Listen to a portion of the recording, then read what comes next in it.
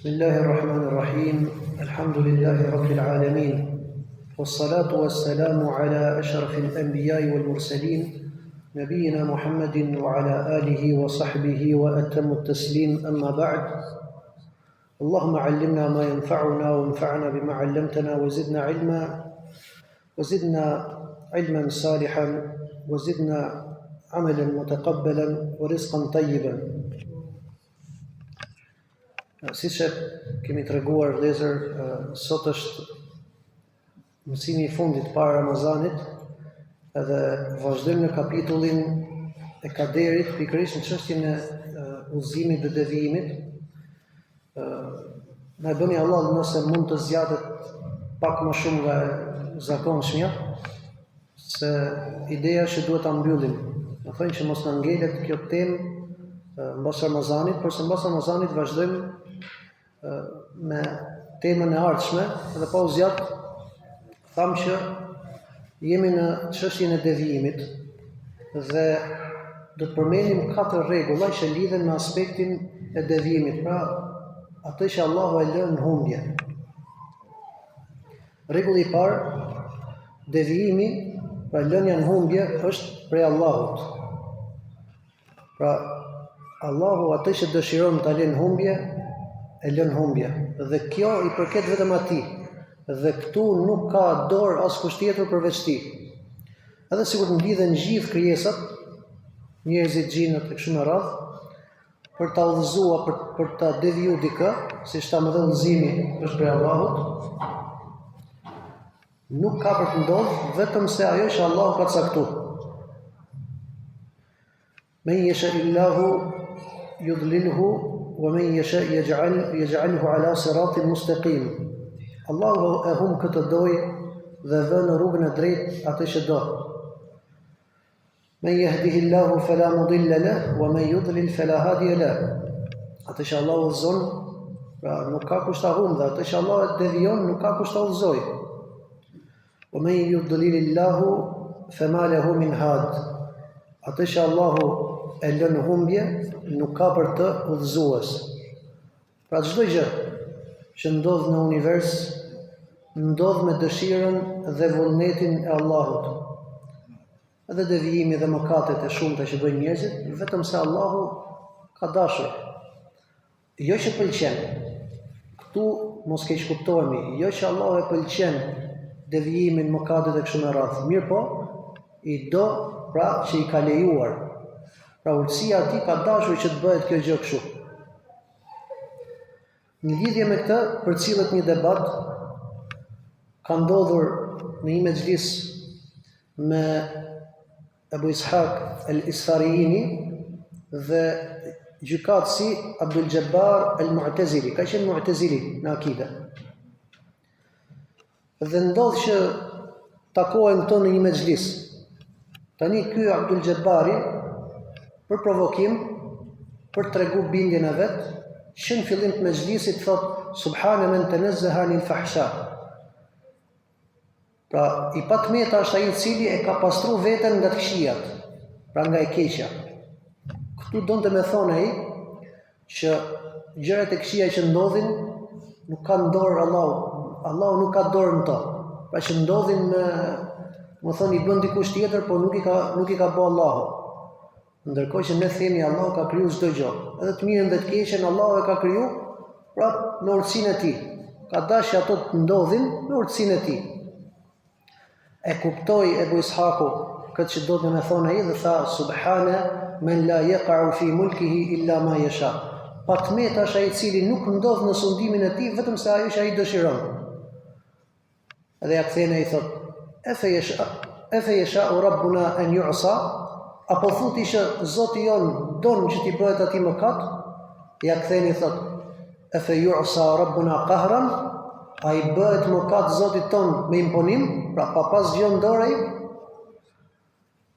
Prap vazhdon Mu'taziliu, donte me ngec, thot, nëse mu thot Allahu më largon nga devijimi, më largon nga udhëzimi dhe më çon në devijim, a më ka bë mirë, a më ka bë keq? Edhe këtu mendoj që e zoni ngushtë. Përgjigja qartë, pastër, nëse Allahu thot ka ndaluar diçka që të takon ty, që është e jotja, atëherë ka bërë keq. Po kjo nuk ndodh. Pse? Sepse nëse ai të ka ndaluar tha atë që i përket vetëm atij dhe udhëzimi atij i përket. Atëherë ajo është mirësia e Allahut, tha ja jep kujt doj. Edhe ne kemi përmend që nëse Allahu mirësinë e vet nuk ja jep dikujt, nuk është padrejtësi. Se padrejtësia është mos t'i japësh dikujt diçka që i takon. Përsa Allahu mirësinë e vet ja jep kujt doj. Normalisht edhe fjala që tha Abu Ishaq al-Isfarini nuk është domethënë 100% e saktë, pasi ne themi Allahu nuk ja ka penguar njerëzve mundësinë për të arritur tek e vërteta. Pra i ka heq Allahu të gjitha pengesat. Përderisa i ka dhënë arsyen, dëgjimin, shikimin, ka zbrit librat, ka dërguar profetët, edhe nuk e ka penguar Allahu që e vërteta të arrijë tek njeriu. Allahu thot për iblisin, ma mena'aka alla tasjud idh amartuk. Pra çfarë pengoi ty që të bësh sejdë kur unë të urdhrova? Ajeti tjetër, ma mena'aka an tasjuda lima khalaqtu bi yadayya. Pra çfarë pengoi ty që ti bësh sejdë atij që unë e krijova me durët e mia? Pra këtu marrim iblisi këtu nuk ishte justifikim. Allahu vetë po e pyet çfarë pengoi ty? Realisht ty të ka marrë të gjitha, pra arsyen e ke, urdhrin e ke, ka ardhur vërteta i qartë, bëj sejdë. Çfarë pengoi ty, domethënë? Pra që Allahu ja kishte dhënë të gjitha mundësitë që ai me pra s'kishte justifikim. S'kishte justifikim, porse ai nuk u bind. Atëherë themi devijimi kthehet te dëshira e Allahut. Atë që Allahu don që ky të qëndrojë në devijim, në humbje, ai do të jetë në humbje. Rregulli i dytë. Devijimi është drejtësi absolute, totale prej Allahut. Kur Allahu devijon dikë, kjo është me drejtësi dhe jo me zullum. Këtë, domethënë, duhet ta keni parasysh. Allahu nuk i ka bërë pa drejtësi askujt. Tani, nëse Allahu e devijon dikë, kjo çfarë është? Është shpërblim apo dënim? Dënim. Apo jo? Është. Dënimi i Allahut. Allahu e vendos aty ku duhet apo e vendos, e vendos në vendin e duhur. Pra dënimi kur është në vendin e duhur, është drejtësi apo pa drejtësi? Është drejtësi. Drejtësia është gjë e keqe apo gjë e mirë? Drejtësia është gjë e mirë. Ai që e bën drejtësinë, a është i lavdëruar? Ai që e zbaton drejtësinë është i lavdëruar. Kështu dhe Allahu subhanahu wa ta'ala kur e udhëzon dikë dhe kur e devijon dikë, ai në të gjitha rastet është i lavdëruar. Në të gjitha rastet, më thënë, është i lartësuar, sepse dhe drejtësinë e vet, më thënë, e ka çuar aty ku në vendin e duhur, më thënë. Edhe Allahu subhanahu wa ta'ala, si tham, i ka larguar të gjitha pengesat. Pa që njeriu ka mundësi të shkojë tek e vërteta. E ka dhënë arsyen. Mendon njeriu dëgjimin, shikimin, ka dërguar profet dhe ka zbrit librat. Pra nuk kalon arsye. Dhe Allahu nuk dënon njeri derisa t'ia ngrijë argumentin. Edhe i ka çuar Allahu të gjitha shenjat, i ka çuar të gjitha argumentet që njeriu nuk ka ku shkojë. Nuk ka argument. Ne kemi përmend të mësimet më përpara që thot profeti sallallahu alaihi wasallam, nuk ka dikush që ta doj më shumë arsyetimin se sa Allahu. Pra, Allahu është i arsyetuar. S'ka dikush të dali para Allahut thotë o Zot, po ti s'mi çove. Se çdo personi ja ka çu. Edhe atyre që si ka ardhur në këtë dynja, ja ka çu sprovë në botën tjetër, pra nuk kalon njeri ta dënoj kot. Thotë Allahu, wa amma thamuda fahadaynahum fastahabbu al-ama 'ala al-huda. Ndërsa Thamudi, pra populli i Salihut, edhe pse ne u dham aftësi për ta dalluar udhëzimin dhe humbjen, ata preferuan verbërinë, pra mohimin në vend të udhëzimit. Pra Allahu thot një udhëzum. Ky është udhëzimi, pra që mos keq kuptojmë, është udhëzimi i orientimit. Pra që i ka dërguar profet, i ka ngrit argumentet, ja ka çu mesazhet edhe ata ja kthin shpinën. Kështu që meritun që Allahu t'i linte në humbje. وما كان الله ليضل قوما بعد إذ هداهم حتى يبين لهم ما يتقون. Allahu nuk e humb një popull pasi ta ketë udhëzuar atë, para se t'ju sqarojë atyre, pra pasi ta ketë udhëzuar, pra t'i ketë çuar profet. Kjo është ideja, udhëzimi i orientimit, siç tham. Para se t'ju sqarojë atyre se prej çfarë duhet të ruhen. Pra, argumenti i shkon gjithë secilit. Nëse ai e pranon, i kushton vëmendje, atëherë Allahu udhëzon me mirësinë e tij. Allahu udhëzon me mirësinë e tij. E në të kundërt, ai e ka merituar që Allahu ta le aty ku është. Sepse njeriu është i lirë në sensin Allah ja ka çu, nuk ka dashur me pranu, Allahu e la aty ku është. Ndërsa udhëzimi thamë që Allahu e çon dërgimin, njeriu i kushton një farë vëmendje, Allahu e udhëzon dhe ja shton udhëzimin e kështu me radhë. Që të kuptohet, më thënë, kjo që thamë, duhet bëhet bashkim i dy aspekteve. Vullneti, pra, caktimi i Allahut është i pashmangshëm. Dhe argumenti i tij është i pakundërshtueshëm. Pra, do ndodhi ajo që Allahu ka caktuar dhe njëkohësisht argumenti është ngrit për njerëzit. Ja ka çuar Allahu të gjitha. Të gjitha. Edhe nuk ka njeri, domethënë, argument që të thotë jo pas më ka ardhur. Vërtet, gjykimi i Allahut është i pandryshueshëm dhe vendimi i Allahut është i drejtë. Allahu atyre që i ka lënë në devijim, ja ka ndaluar mirësinë e tij, mirë por nuk ja ka ndaluar drejtsinë e tij. Përderisa ka dhënë gjitha mundësitë për të arritur tek e vërteta, duke i dhënë aftësi me logjiku, me dëgju, i ka të dërguar.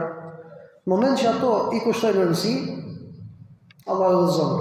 E në të kundërt, madje jo vetëm kaq, po ja kthin shpinën, ndërkohë që ato e kishin për detyrë me u bind urdhrit të Allahut. Allahu i lën atë gjendje që ishin. Qul falillahi al-hujjatu al-baligha falau sha'a lahadakum ajma'in. Thuaj, Allahu ka argumentin më të plotë dhe sikur të donte, ai do t'ju vinte në rrugë të drejtë të gjithëve. Argumenti është ngrit. Me mirësinë Allahut, Allah ka dërguar profet, ka zbrit librat e kështu me radhë. Allahu thot, kullama ulqiya fiha fawjun sa'alahum khazanatuha alam ya'tikum nadhir. Sa herë që hidhet në ndonjë turm, roja i pyet, pra në xhehenem, a nuk e pat ardhur juve ndonjë pejgamber? Qalu bala qad ja'ana nadhirun fakadhabna wa qulna ma nazzala Allahu min shay in antum illa fi dalalin kabir. Ato, banorët e xhenemit pra, thonë po. Gjithsesi na erdhi pejgamberi, por ne e përgënjeshtruam dhe i tham, Allahu nuk ka shpallë gjë. E ju nuk jeni tjetër vetëm se në një humbje të madhe. Pra dëshmojnë për veten e vet që kanë qenë përgënjeshtrues. Wa qalu law kunna nasma'u wa na'qilu ma kunna fi ashabis sa'ir. Po, dhe thonë, sikur të kishim dëgjuar dhe pasur mend, ne nuk do të ishim ndër banuesit e zjarrit. Dëgjimi është dy lloje. Thonë sikur të kishim dëgjuar. Është dëgjimi i veshëve, edhe ky lloj dëgjimi i ka shku të gjithëve. Se ky thotë sikur ne të kishim dëgjuar. Ky lloj dëgjimi i ka shku të gjithëve. Po këtu ka për qëllim dëgjimin e zemrës, i cili është pranimi dhe më pak edhe më pas përgjigjja e asaj thirrje që ka ardhur. Ma ya'tihim min dhikrin min rabbihim muhdathin illa istama'uhu wa hum yal'abun. Sa herë që atyre u vjen nga Zoti i tyre ndonjë paralajmërim i ri, ata e dëgjojnë duke u tallur me të. Pra, veshët e tyre e dëgjojnë. Edhe pastaj ja kthyen shpinën. Pra, Allahu ja bëri të mundur gjithë secilit arritjen tek e vërteta, porse ato nuk ju përgjigjen thirrjes dhe Allahu i lan në humbje. Wa ma arsalna min rasulin illa bi lisani qawmihi liyubayyana lahum fayadhillu Allahu man yasha wa yahdi man yasha wa huwa al-azizul hakim. Në asnjë nga të dërguarit nuk e dërguam ndryshe vetëm se me gjuhën e popullit vet, në mënyrë që ai t'ju shpjegojë atyre, pra në gjuhën e tyre, e Allahu e lën në humbje atë që do dhe udhëzon në rrugë të drejtë atë që do, ai është i plotfuqishmi i urti. Pra, këtu kuptojmë pra që ky nuk kuptohet vetëm se kur bashkojmë këto dyja. Argumenti është ngrit, ky ajet i përmend këto që çdo popull e ka çu me gjuhën e tyre, domethënë që ta kuptojnë. Pastaj Allahu thot udhëzon këtë doj dhe lën humbje këtë doj. Pra vullneti i Allahut zbatohet. Ajo që don Allahu ndodh. Edhe Allahu e ka ngrit argumentin. Përfundimi është që Allahu i lartësuar është i drejtë në devijim. Pra kur e le dikën devijim nuk e kalon me padrejtësi. Ja ka ngrit të gjitha pengesat. E ka lënë dhe në fund njeriu ja ka kthy shpinën, pastaj Allahu e la aty ku ishte. Ndryshe nga njeriu i cili ja ka çu, i ka gushtuar një farë rëndësie, Allahu ja ka dhënë atij udhëzimin, duke e ditur Allahu çfarë ka ai në zemër, edhe ja ka shtuar. Kështu me radhë. Për të arsye Allahu tha: "Walau sha'a Allahu laja'alakum ummatan wahida, walakin yudillu man yasha' wa yahdi man yasha', wa la tus'alunna 'amma kuntum ta'malun."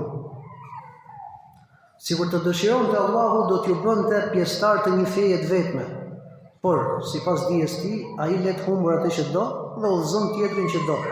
E patjetër ju do të përgjigjeni për atë që vepruat. Si do të përgjigjet njeriu, domethënë,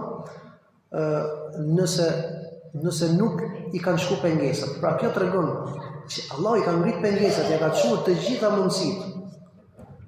Edhe nuk i ka bëu Allahu pa drejtësi. Pra ja ka lënë, domethënë, mundësinë për të ardhur në udhëzim dhe Allahu ja shton atij udhëzimin, por se jo, ai e ka kthy shpinën. Kështu që e ka merituar që Allahu ta lejë aty ku është. Pra fakti që Allahu i pyet tregon drejtësinë e tij. Kështu që Allahu do i pyes duke qenë Allahu ai që udhëzon. Pra, Allahu ka për t'i pyet, do i marrë llogari, sikur se tham, ato që ndruan aty ku ishin, ama themi edhe këtë tjetër, Allahu është ai që udhëzon. Njeriu në moment që anon dhe e pranon vërtetën, Allahu është ai i cili që ja rrënjos në zemër. Dhe Allahu është ai i cili ja ruan atë besim në zemër dhe ja shton. E kundërta dhe devijimi, duke e ditur Allahu që ky person nuk është meritor për këtë udhëzim, e la aty ku ishte, pra Allahu është ai që lën devijim. Sikur se përmenëm më lart, nëse mblidhen gjithë për ta udhëzuar, nuk e udhëzojnë dot. Valla gjithë bota do një person do ta sjellësh, gjithë bota mund mbledh, gjithë krijesat. Nuk e ka vendosur Allahu që ky të udhëzohet, pik, nuk udhëzohet. Rregulli i tretë, lënia në humbje, kjo që përmenëm, kthehet te dija dhe urtësia e Allahut, siç e përmenëm pak më parë. Afara'ayta thot Allahu, afara'ayta man ittakhadha ilahahu hawahu wa adallahu Allahu ala ilm. Ai ke parë atë i cili e ka marrë dëshirën apo pasionin e vet si Zot vetin, edhe Allahu me dije e lan humbje. Pra me dijen e tij e ka lënë humbje këtë person. Ky rregull i tretë të shton më shumë kuptimin e rregullit të dytë që përmendëm. Pra me dije që ky person nuk e meriton udhëzimin. Gjithashtu e kemi thënë që Allahu nuk devion padrejtisht dhe nuk udhëzon kot pa urtësi. Kur e udhëzon dikë, është me urtësinë e tij edhe me dijen e tij se ky e meriton, dhe se udhëzimi i Allahut ka për të shkuar, pra shkon në vendin e duhur. Sikur se tham, furnizimi e gjëra të tjera me radhë, Allahu i çon në vendin e duhur dhe nuk bën vepra kot. Allahu që para se t'i krijonte krijesat e din se kush e meriton udhëzimin e kush nuk e meriton atë. Nga gjërat që ta lehtëson kuptimin e kësaj është meditojmë në dy ajete për ajeteve të Kuranit. Ajeti i parë, kur Allahu flet për mohuesit, cilët do t'i kërkojnë Allahut që të kthehen edhe një herë, që të besojnë dhe veprojnë vepra të mira, Allahu thot për ta: "Walau ruddu la'adu lima nuhu anhu." Nëse ato do të kthehen, do të veprojnë edhe herë ato gjëra që ishin ndaluar. Edhe kjo nuk ka diskutim. Kjo nuk ka diskutim. Se kjo është dia e Allahut që e ka mbyll këtë punë. Nëse do të ktheheshin edhe një herë mohusit, po të njëjtat gjë kishin për të bërë.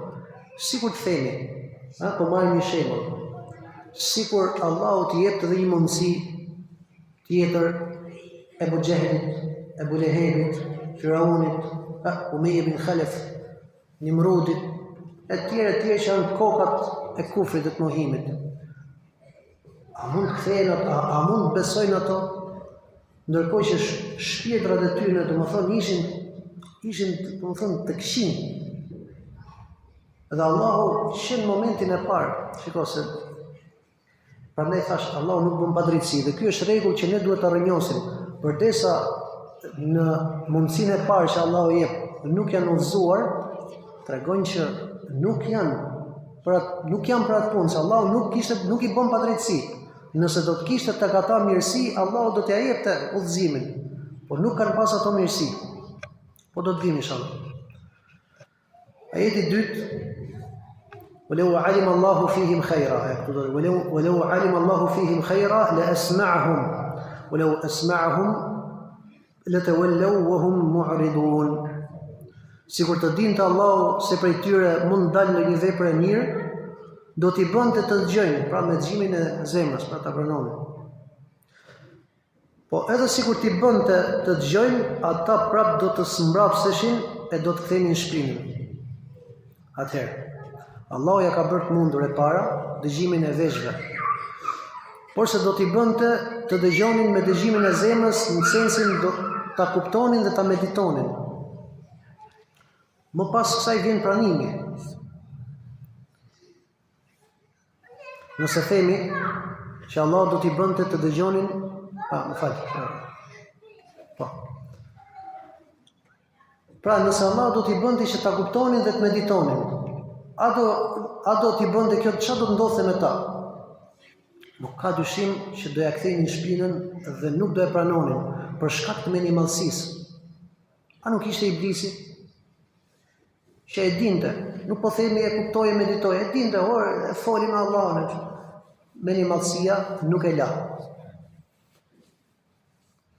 Mendimallësia që kanë zemër, sikur se ju bëhet qartë, pra përmendim shembullin e Iblisit, po edhe i dhujtarët e Mekës, e kishin profetin sallallahu alaihi wasallam, u çahona, dhe kur vjen puna, i thanë ti je magjistar. Ato të ndodhen mrekulli, edhe kur vjen puna nuk beson, pse e kishin shpirtin e keq. Prandaj thamë, edhe sikur të jepte Allahu mundësi tjetër, kanë shpirtin e keq, nuk e pranojnë. Atëherë, këto shpirtra nuk e meritojnë udhëzimin dhe nuk është prej urtësisë udhëzimi i tyre. Nëse do të kishte mirësi tek ato, Allahu do t'i kishte nxjerrë, pra nuk do t'i kishte lënë përgjithmonë zjarr. A nuk themi ne që Allahu ka për ta nxjerrë prej zjarrit atë person që ka sa grimca e vogël mirësi në zemër, ka për ta nxjerrë prej zjarrit, apo jo? Atëherë, përdesa këto persona janë përgjithmonë në zjarr, themi që në zemrën e tyre nuk ka mirësi. Nuk ka. As sa grimca e vogël. Kështu që udhëzimi i këtyre nuk është prej urtësisë dhe nuk mund bëj Allahu diçka që nuk ka urtësi absolute. Japim një shembull. Nëse një person njihet si kriminal, por është kriminal, e kanë kapur, e kanë marrë në gjykatë. Më thonë ky, në momentin e parë që del nga gjykata do shkoj do vrasë në Europë. Aq kriminal i madh është. Tani, a është e logjikshme që gjykatësit po japim talent ta lirojmë? Se inshallah. Jo. Po nëse edhe ne po flasim për një person që ne shikojmë pse se kemi ato tregus, shenja që e shohin një person, apo ky ka bëj gjithë zezat dhe prap e shpreh që do ta bëjë një të keqe. Po nëse ne flasim tani për dijen e Allahut, që Allahu e di personin që para se ta krijojë. A e di Allahu që para se ta krijojë se çfarë robi do jetë ky? Ka dyshim. Kur ne na vjen kjo punë me dije hyjnore që nuk kundërshtohet, atëherë nuk mund të diskutohet ajo punë. Ato edhe sikur të kthehesh 100 herë, të njëjtën gjë kishin për të bërë. Këtu përfundon dija që kanë rrobë njerëzit me caktimin hyjnor, pra me kaderin. Kaderi këtu. Dhe gjithçka tjetër është e fshehtë. Pra ne këto dim, këto që përmenëm. Allahu është ai që mëson, ai që devion, veç ai e ka në dorë, nuk ka bërë pa drejtësi. Këtu është. Sikur se tha i Mu'taziliu, ai gaboi. Se tha jo po e keqja, ne si musliman kemi për detyrë t'i bashkojmë argumentet dhe veç me ato hecim. Rregull?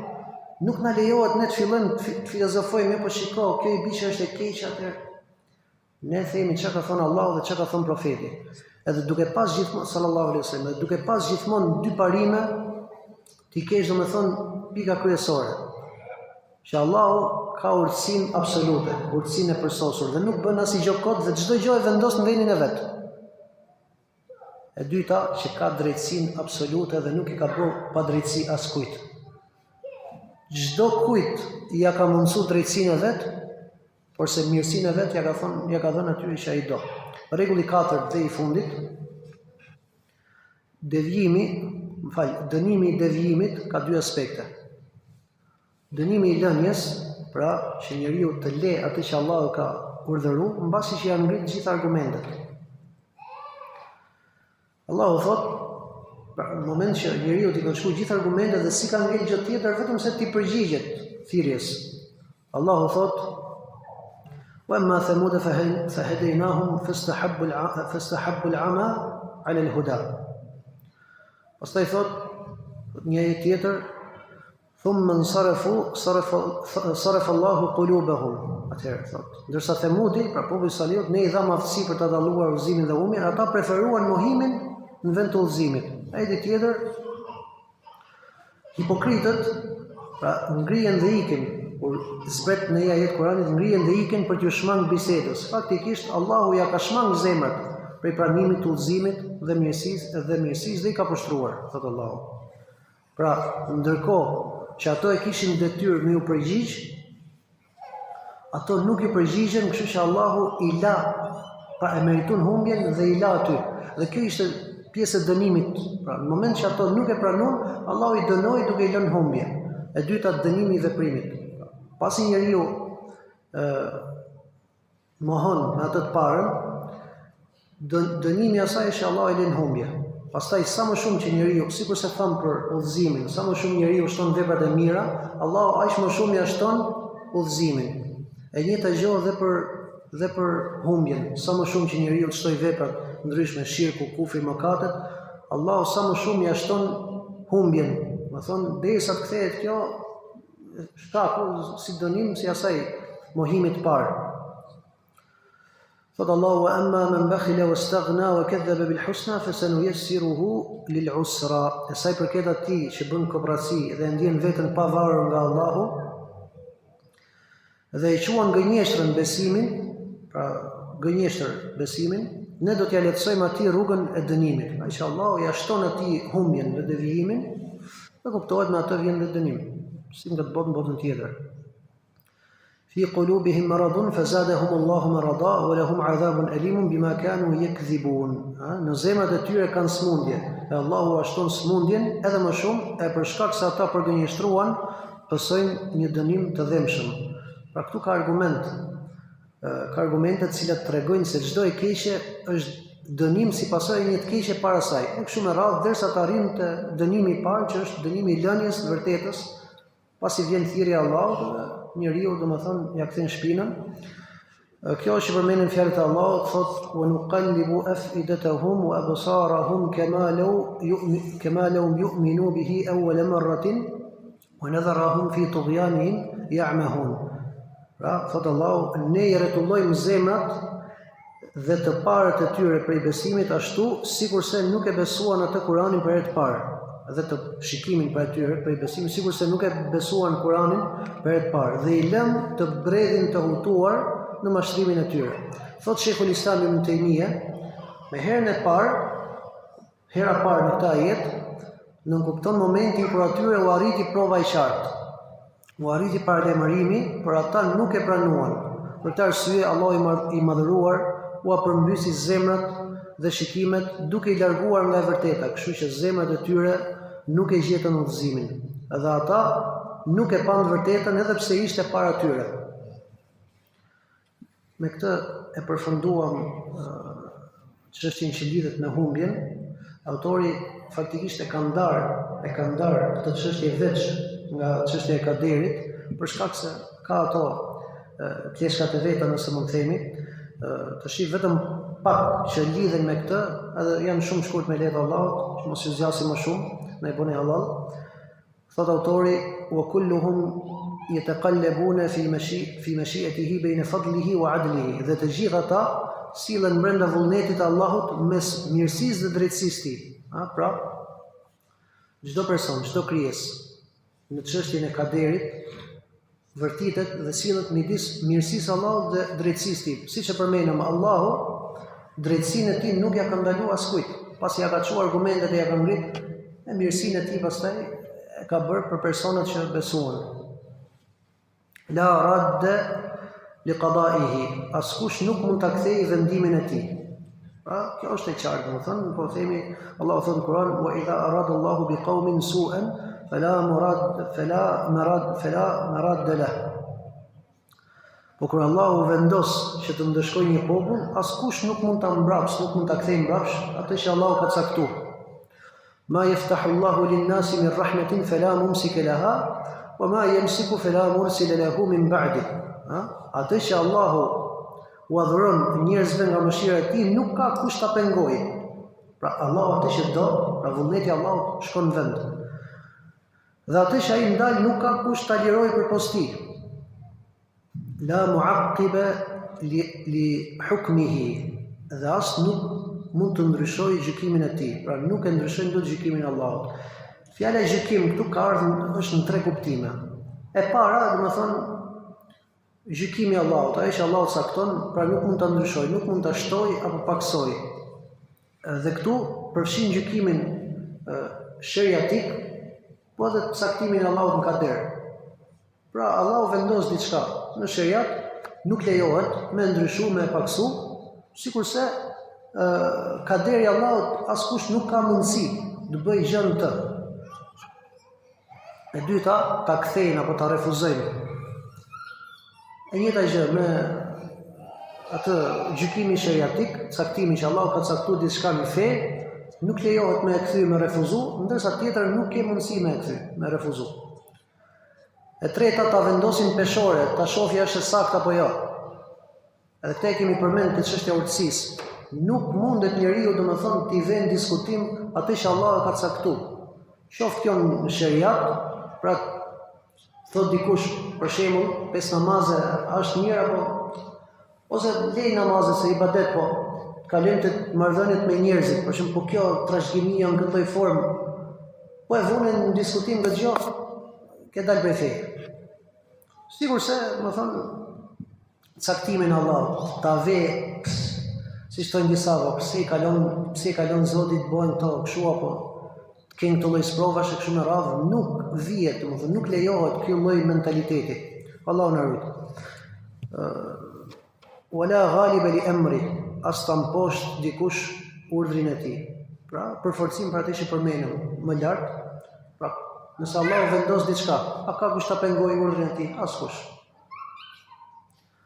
Amanna bidhalika kullihi wa iqanna anna kullan min 'indihi. Edhe këtu e mbyll autori me këtë temë, thotë ne besojmë në të gjitha këto dhe jemi të bindur se gjithçka është prej tij. Pra gjithçka është prej Allahut. Qoftë në dhënie, Allahu t'i jep diçka.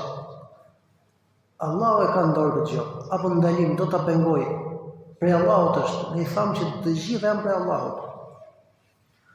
Ama nuk e di e përmena apo jo.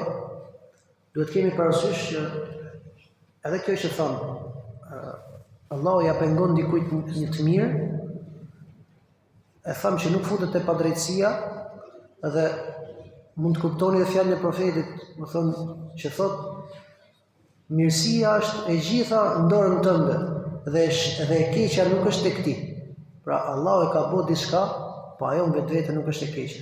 Se sikur se tham, drejtësia e Allahut, pra drejtësia nuk është gjë e keqe, është diçka e lavdëruar. Udhëzimi dhe devijimi, të gjitha këto janë prej Allahut.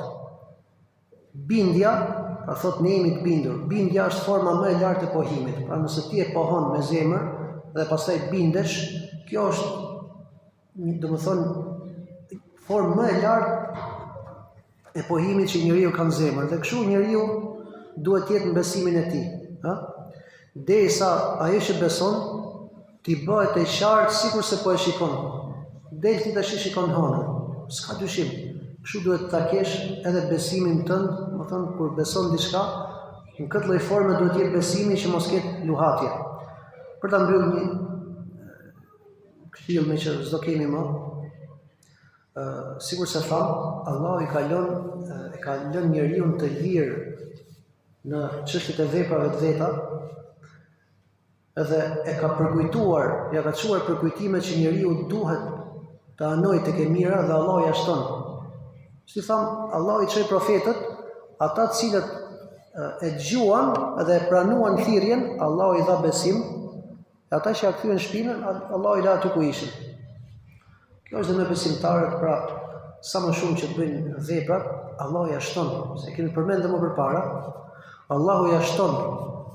Kështu që ne kemi kohë që Allahu na përkujton dhe kemi Ramazanin para. Pra kjo është, domethënë që shpeshherë i tregon Allahu këto që janë shkaqe që njeriu të afrohet më shumë me Zotin, të rrënjosë besimin e tij, e të shpresoj që Allahu t'ia ruajë këtë besim. Shpresoj që Allahu t'ia ruajë këtë besim. Edhe selefët që kjo çështje, pra e kishin kuptuar saktë, kur i tha profeti sallallahu alaihi wasallam, pra i shpjegoi çështjen e kaderit dhe i thaj i dërguar Allahu, përderisa janë saktuar këto punë që Allahu, atë pse të punojmë? Masi i tha profeti, ju punoni se çdo person i është lehtësuar. Ai e kuptoi pra sakt, sikur se e shpjeguam që Allahu është ai i cili e udhëzon, mirë po, njeriu me veprat e tij, që në fundit Allahu është ai që ja ka mundsuar mbasi ka parë tek njeriu që ky është meritor dhe është njeri që e don dhe të veprojë vepra të mira, ja shton dhe ja mundson. Kështu që edhe ai thot, mbasi ma tha këtë fjalë profeti, nuk kam qenë ndonjëherë më i zellshëm për të punuar më përpara. Kur ma tha profeti sallallahu alajhi wasallam këtë fjalë, atëherë më shtua zelli dhe kam shtuar bindjen ndaj Allahut dhe kam shtuar veprën e mirë. Kështu që keni mundësinë para, domethënë njeriu po nuk u mundu në ato kohë që Allahu i ka zgjedh, atëherë kur do mundohet. Nëse ka një pyetje, një paqërtësi, nga bëni Allah për zgjatjen. Allah shpëlbeft. Subhanakallahumma wa bihamdika ashhadu an la ilaha illa ant, astaghfiruka wa atubu ilaik. Wassalamu alaikum wa rahmatullah.